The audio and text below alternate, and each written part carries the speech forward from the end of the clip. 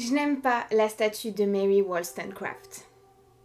Mais en même temps, c'est peut-être une bonne chose. Et voici pourquoi. Bonjour tout le monde, je fais une vidéo réaction par rapport à la statue qui a été dévoilée mardi passé à Londres. C'est une statue à l'effigie de Mary Wollstonecraft et elle a été faite par Maggie Hambling. Elle fait débat parce que, disons qu'une image vaut 1000 mots. Alors, quel est le problème? D'abord en deux mots, c'est qui Mary Wollstonecraft? Eh bien, on la présente souvent comme une des premières philosophes féministes. Elle fait paraître un livre en 1792 qui s'intitule « Une défense des droits de la femme ». Et grosso modo, ce livre défend le fait que les femmes devraient avoir les mêmes droits que les hommes. C'est aussi une écrivaine, elle a écrit toutes sortes de récits, que ce soit fictifs ou historiques, comme un petit récit sur l'histoire de la Révolution française. Et puis vous connaissez peut-être aussi sa fille, qui s'appelle Mary Shelley, et qui a écrit Frankenstein. On peut dire que c'est une famille formidable, et on peut aussi dire que Mary Wollstonecraft méritait sa statue depuis bien longtemps à Londres. Et vous comprendrez que beaucoup de gens attendaient le dévoilement de cette statue avec grande impatience. D'abord parce qu'il y a un manque cruel de représentation féminine dans les rues, que ce soit par les sculptures ou même les noms des rues, on retrouve beaucoup plus d'hommages à des hommes qu'à des femmes. Mais aussi parce que c'est une philosophe qui était en avance sur son temps et qui a essayé de rendre ce monde un petit peu meilleur.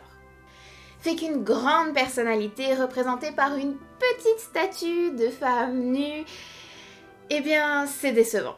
C'est très décevant. Voici mes problèmes avec cette statue, et je vais en profiter pour vous parler un petit peu de qui est Mary Wollstonecraft. Premier problème, c'est une femme nue.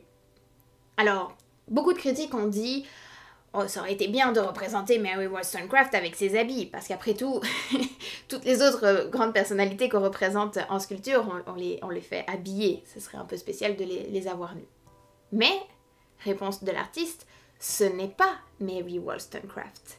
C'est la représentation de toutes les femmes ou de la femme quelconque.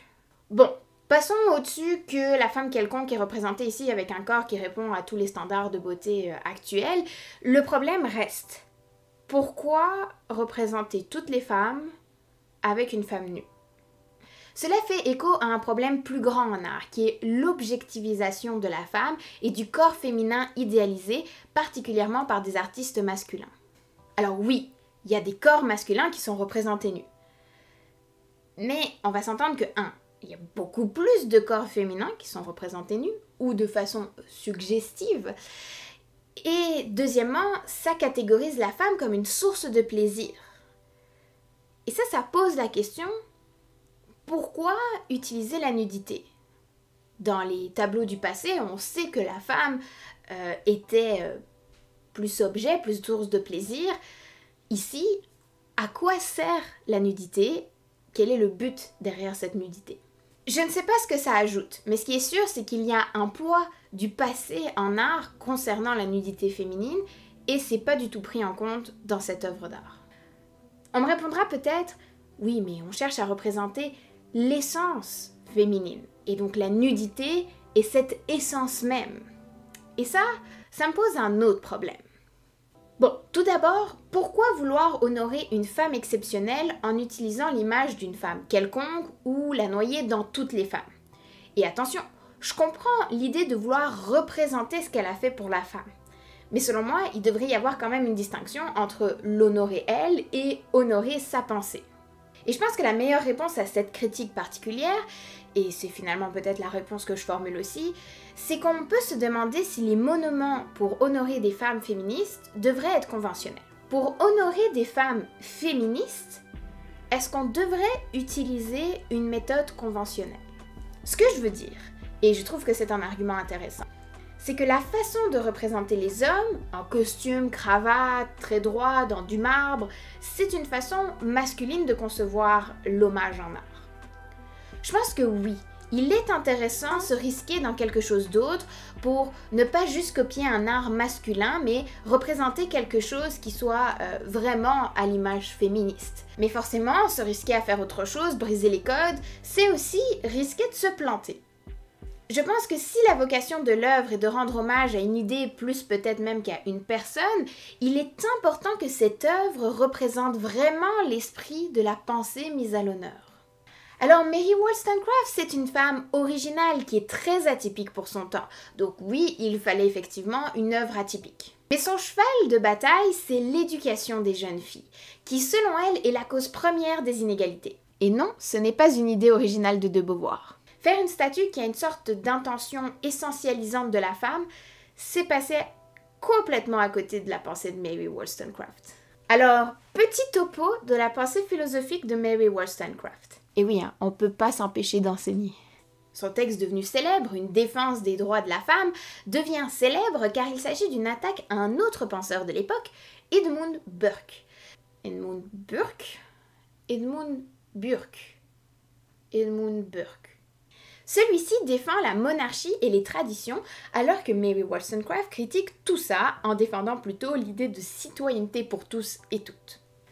Par la même occasion, elle en profite pour faire une critique des classes sociales et des rangs dans la société. Oui, c'est une féministe et une marxiste avant l'heure. Mary Wollstonecraft affirme que si les femmes paraissent passives à son époque, c'est à cause des hommes qui les empêchent de s'éduquer.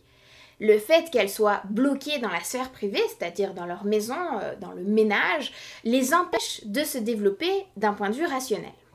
Dans ce même texte, elle s'attaque aussi particulièrement à Rousseau, qui certes a écrit un texte sur les inégalités, qui laisse sous-entendre que finalement les inégalités hommes-femmes ne sont peut-être pas naturelles, mais plus tard dans sa vie, il va rédiger un livre qui s'appelle Émile, qui est un traité sur l'éducation où les deux sexes reçoivent des éducations différentes.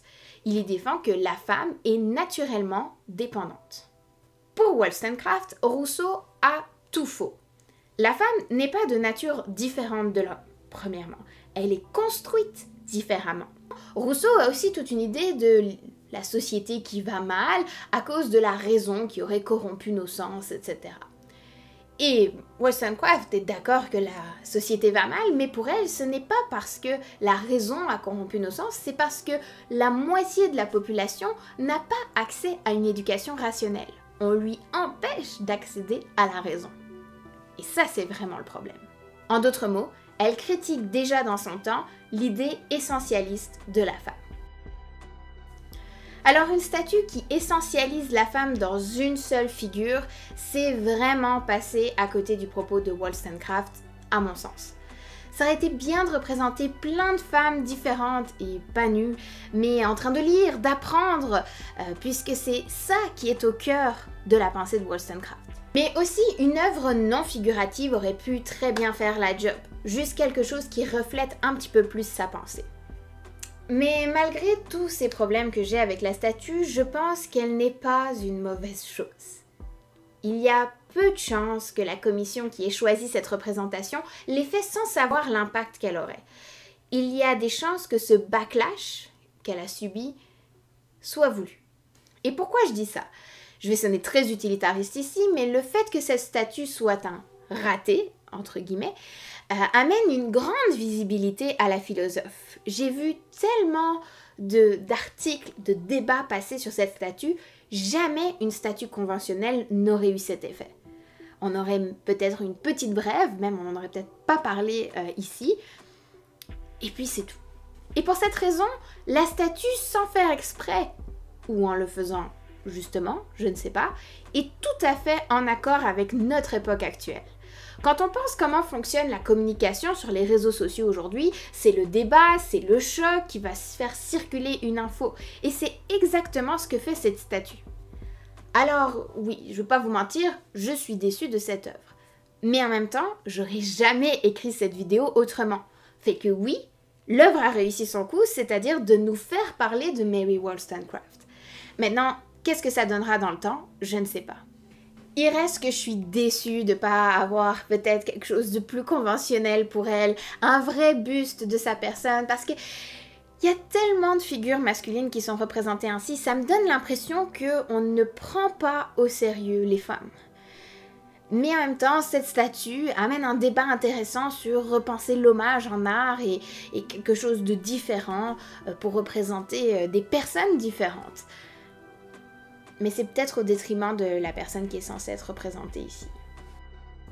En tout cas, je ne peux faire qu'une chose pour terminer cette vidéo, c'est de vous inviter à aller lire sur Mary Wollstonecraft et pourquoi pas vous lancer aussi dans son livre. C'est vraiment passionnant parce que quand on sait à quel point les femmes étaient opprimées à cette époque et à quel point ces idées sont encore d'actualité, c'est fascinant. Je vous invite à me dire bien sûr dans les commentaires ce que vous avez pensé de cette statue. Qu'est-ce que vous en pensez? Est-ce qu'elle vous choque ou pas du tout? Ou est-ce que je suis passée à côté complètement de la représentation artistique ici? Puis partagez cette vidéo si vous voulez susciter de l'intérêt envers cette philosophe. Si vous aimez la philosophie, je vous invite à vous abonner à ma chaîne YouTube parce que c'est de ça que je parle. Puis quant à moi, je vous dis à la prochaine.